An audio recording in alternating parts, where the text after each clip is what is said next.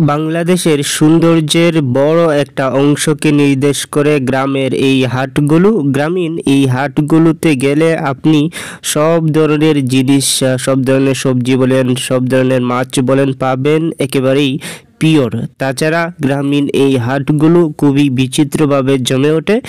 আমি সাধারণত এই হাটের একটা অংশ তুলে ধরব। এই হাটটি সাধারণত সিলেটে অবস্থিত।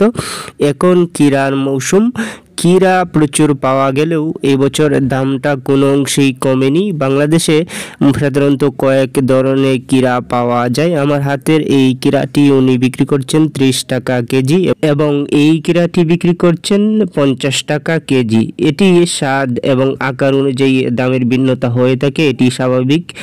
সবচেয়ে বড় কথা, গ্রামীণ এই হাটের যে আলাদা রকম একটা আকর্ষণ, সেই আকর্ষণ আপনাকে অনায়াসেই মুগ্ধ করবে। এমন কোনো সবজি নেই, এমন কোনো জিনিস নেই যে গ্রামীণ এই হাটগুলোতে আপনি পাবেন না। আমরা যারা বাংলাদেশে আছি তারা এই গ্রামীণ হাটগুলোর সাথে বেশ পরিচিত।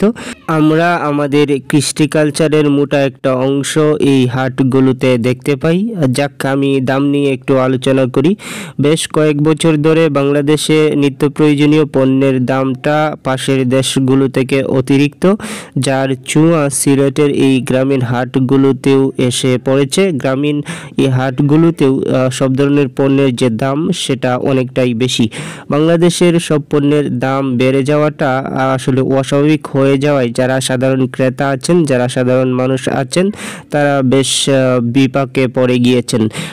অতি তাড়াতাড়ি যদি এই দামটার নাগাল টেনে না ধরা হয় তাহলে আমরা দুঃসময় পার করব, যেমন এখন পার করছি, সামনে আরও বেশি পরিমাণের পার করতে হবে।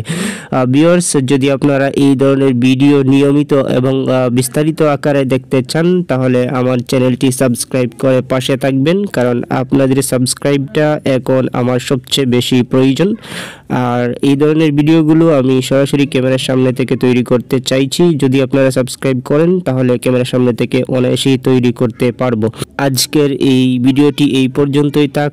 যারা এত সময় আমার সাথে ছিলেন তাদের সবাইকে ধন্যবাদ। সাবস্ক্রাইব করে পাশে থাকবেন। ভালো থাকুন।